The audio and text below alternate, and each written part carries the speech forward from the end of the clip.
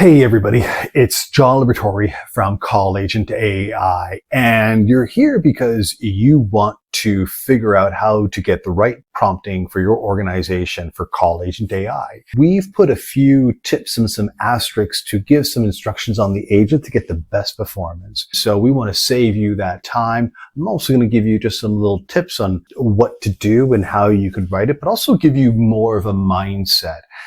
When you're doing this, you don't necessarily want to give it a script. Think about your last hire that you hired to answer your calls, a receptionist, and saying, hey, this is maybe a little script that we have and how to answer the calls. When they ask about this, just refer to this on the document. And also you might want to give them instructions how to sound. Maybe they work at some sort of therapy clinic and you want to have a kind of very sympathetic voice, a slower tone, but maybe it's another type of practice where it requires a lot of attention, urgent type situations where you might want to be quick and fast and talk at a certain cadence and all these things. And you could tell that agent the same thing. Now, if we look at the screen here, this example prompt that we're giving some instructions of what to say. This is going to be a little bit different time of this recording. But what we're going to be adding here is all these things. You're looking at StarTech, a fictitious company that we made up, and instructions of how to read certain sentences, how to say the time. But also here at the beginning, your name is Amy, and you could change these. You can call your assistant anything that you want. You are a support assistant at StarTech. Your job is to gather important information, provide basic troubleshooting to ensure every call is documented cleanly for humans to follow up when needed. And so this one's one step further. It's integrated with a CRM system where the data is going in. You don't necessarily have to do that, but most of us have probably heard that saying where you call technical support, they ask for your serial number, the model number, all these things of the device that you're calling about.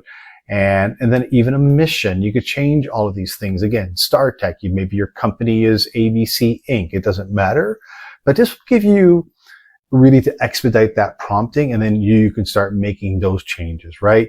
Obviously, your business may not require the device make and model and serial number, etc. So you could change all that, but I think we're not putting that in there, just more of these above things to give you an idea. So let's start that. I'm going to have it call my mobile phone. And this is, let's do this. You can you could do test calls here. Go. Hello? Hi there. Thanks for reaching out to StarTech Support. How can I assist you today? Yeah, I'm calling about my tablet. I can't seem to get it working. I put it out to power because it ran out of battery, and I've had it charging now for about 3 hours, and it still won't start. And I was hoping you could help me, give me some troubleshooting tips. I can certainly help with that. Let's start by getting some details. What's the make and model of your tablet? Yeah, the make and model, the make is a Samsung Tab A5, I believe. Thank you for providing that information. I'll just record it in our system. One moment, please. Now, do you have the serial number handy for the tablet? I'm sorry, I don't have the serial number. That's okay. We can still proceed without it for now. Can you describe in more detail what's happening when you try to power on the device? Are there any lights or sounds? Yeah, can I call you back? I'm sorry, That's perfectly fine. Feel free to call back when... So one thing I forgot to mention here is the ums and ahs. That's important because you want it to sound natural, and we want to give you that capability to sound natural. And there's certain things you could say.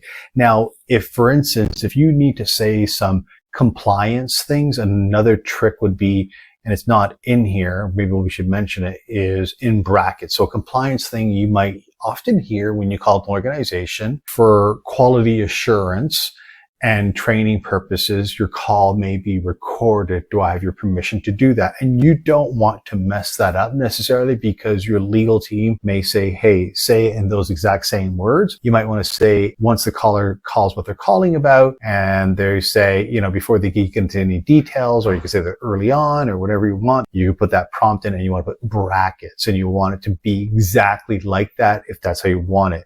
But as you heard, the AI agent, the large language model, you don't have to give them a verbatim of what to say and how to say it.